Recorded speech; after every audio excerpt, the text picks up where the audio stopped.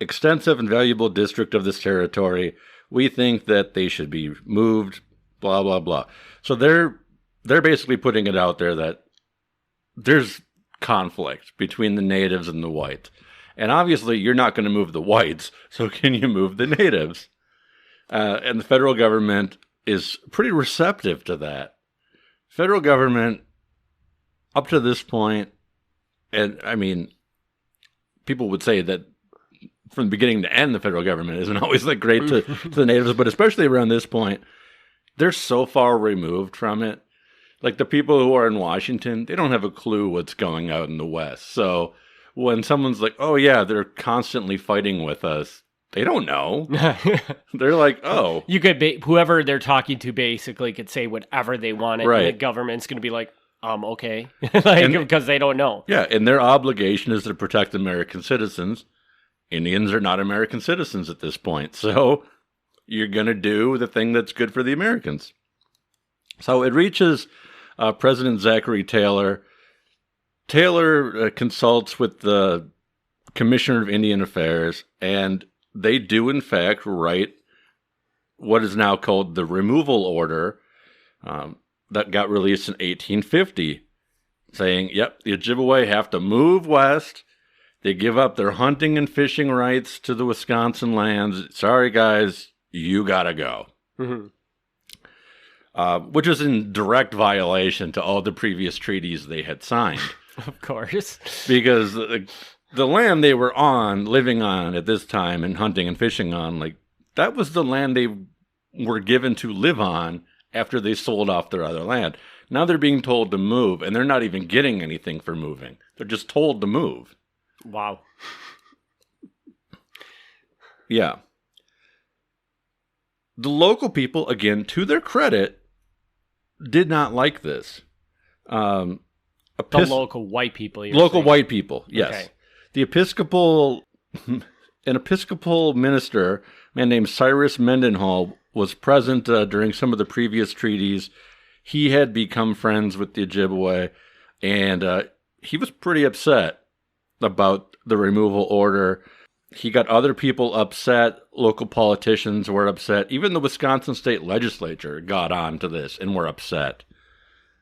So they were all like, this is crap. Like, we don't have a problem with them. Whatever you heard from Governor Ramsey in Minnesota, we don't have that problem. And they're like, look at the last census. The last census came out in 1850, like right at this exact same time. They're like, nobody even lives where they live. The only people who live there are like the early French traders who had married into the family anyway. They don't want them to move. Those are like their in-laws. So they're like, whatever you're hearing from Minnesota is garbage. Like, these guys are... So credit to the people living in Wisconsin in 1850, both the local white people and the state politicians. And I'm not going to say that Wisconsin has always like been super nice to the natives, because that's not true. But in this particular case, they actually really came to fight on their behalf. So good credit to them for that. But then on the other hand, there were exceptions. There were some people, particularly the religious people, who wanted to see the movement go through. One was a Reverend Sherman Hall, who was currently stationed up at Madeline Island, which is where the Ojibwe were. And he writes to his superior, he goes, whatever we may think of this policy, the removal policy, if we wish to continue our missionary efforts for the Ojibwe, we had better conform to it. So he's basically like, I'm not going to fight here. If the federal government wants them to move, we want to go along with that. Because if we go with them, the government's going to buy us boarding schools. They're going to buy us a mission house. They're going to buy us all this fancy new buildings. If we stay here and fight, we're probably going to lose. And then we're stuck here with these buildings we're not going to use. He's not doing it out of any personal ill will. He's doing it from like, we want to get funding. Yeah, financial gain, basically. But it doesn't seem like... Doesn't seem very Christian. Yeah, I mean, I don't want to say that necessarily, but like when his goal is supposed to be the well-being of the Ojibwe, like Seems like he's failing. He seems like he's failing. He's more concerned with getting the funding than like looking out for them. So I don't know. The Ojibwe, understandably, not happy about the removal. So along with Mendenhall, the minister who is on their side, they send a petition out, and they get a lot of local people who are of influence, including politicians, to fill out this petition, sign it, send it off saying, please don't do this to us. But it arrives at just the wrong moment, because President Taylor, who issued this order in the beginning of 1850, dies unexpectedly in July 1850.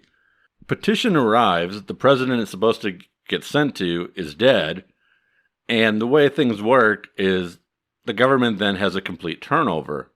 Okay. Everybody's getting new offices and everything else as the new president's coming in. So the old Indian Affairs Secretary is moving out, a new one's moving in. The new guy moving in, he doesn't care about this petition coming in because he's got to work on all these other immediate, office turnover things. So it kind of gets set aside for a while. Mm-hmm. But, that's understandable. I'm not blaming that on him, but it's kind of timely. They need this answer. Yeah. So the Minnesota Indian agents, Ramsey and Watrous, tell the Ojibwe that for their 1850 payment, they have to be at Sandy Lake by October 25th. And Sandy Lake is this area up north Minnesota, kind of by Duluth, but not really by anything at this point in time. Okay. This is no small inconvenience. Some of the men traveled 450 miles by canoe to get to the pay Wow. grounds. They're really moving this. Which wasted time and resources, because October is the time where they're preparing their crops for the winter. The growing season is over. They've got a few months of Wisconsin weather they have to be ready for. But instead of preparing for it, they have to go out to Minnesota. The first group arrived in mid-October and didn't find Watrous anywhere. Nobody around was authorized to parcel out any goods that were on site. There was a small government shed type thing there, but nobody there could do it. They were told that Watrous was in St. Louis collecting the annuity money. Watrous was, in fact, on his way to St. Louis, but he was making no effort whatsoever to be on time. He reached St. Louis on October 21st, just 4 days before he was supposed to be back in northern Minnesota, knowing full well that the journey back could take him up to 2 weeks. Jesus. It's not like today. You can't get from St. Louis to Duluth in a day. By November 10th, so this is now after they're supposed to be paid already, almost 4,000 Ojibwe had assembled at Sandy Lake to receive the payment. But Watrous still did not arrive until November 24th, a month after he was supposed to be there. The annuity goods that were in the shed were then opened up and distributed, but mostly the stuff that was in there was food storage. It was rotted. It was not good. While waiting for him to arrive, between 150 and 170 Ojibwe died from an outbreak of measles and dysentery. John Peetzel, who was an Episcopal missionary at the site, saw evidence of a terrible calamity everywhere, all over the cleared land. Graves were to be seen in every direction for miles distant from Sandy Lake. They were to be found in the woods. So alarming was the mortality that the Indians complained that they could not even keep up with burying their dead. As many as 9 Ojibwe died each day. Peetzel feared that there was even a cholera outbreak, although that wasn't proven. Mm-hmm. They had no shelter on site. There were no buildings. There was nothing. There was no shelter to protect from the cold. Water there was unsanitary. And like I said, what little food there was spoiled. So they hadn't planned on being there for over a month. So there was nothing there. There was just nothing there. Then to make matters worse, when Watrous finally did arrive a month late, he didn't even bring the money with him. Come on, you have got to be kidding me. He didn't bring the money with him.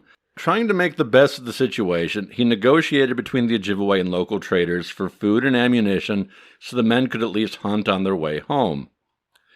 These supplies would be given on